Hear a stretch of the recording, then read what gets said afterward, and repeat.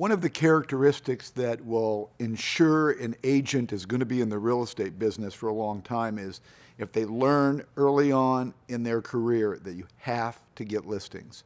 You have to understand the importance of building your listing inventory. So when agents first get going, the first thing their manager or their broker should help them with is how to get listings. And then once you get them, how to market them and how to get them sold. If you become a listing agent and what I like to call a master listing agent, some of the benefits and some of the freedoms of becoming a master listing agent is people are going to see your sign. You can own a neighborhood. You can be recognized as somebody that knows how to move property, or at least is a neighborhood expert. I can't tell you how many times it's a domino effect. Once somebody in the community or that neighborhood sees a sold sign in the front yard, all of a sudden they're going to take your name and number down, especially if you do it correctly and immediately send out just sold information to the neighbors. There's a whole process involved.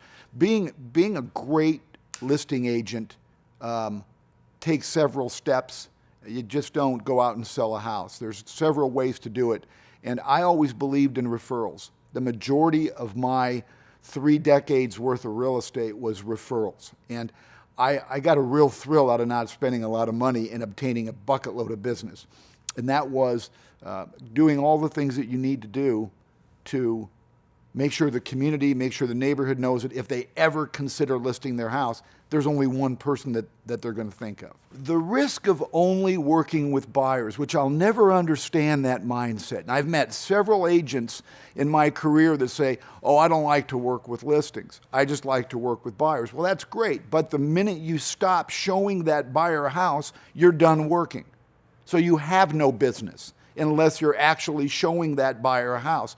With listings, you're working 24/7.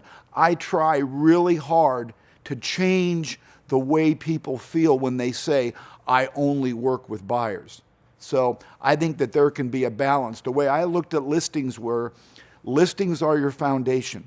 Listings going to pay all your bills. Listings is going to put you in that big, beautiful home that you and your family want to live in.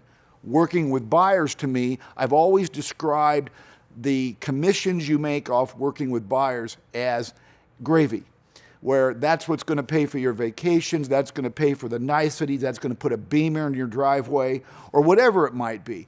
But listings are the foundation, and to me, the buyers is just pure gravy.